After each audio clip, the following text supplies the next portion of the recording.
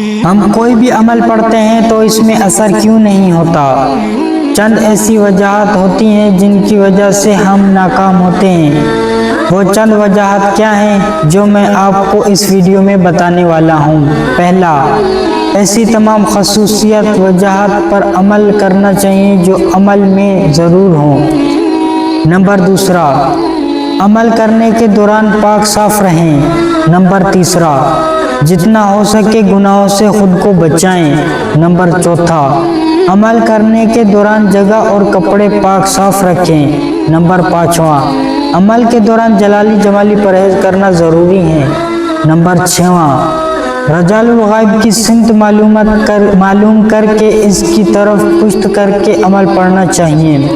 Number آٹھواں، عمل میں کامیاب ہونے کے لیے روحانیت کا بیدار ہونا ضروری ہے۔ نمبر نواں، باطنی آنکھ کا کھلا ہونا ضروری ہے۔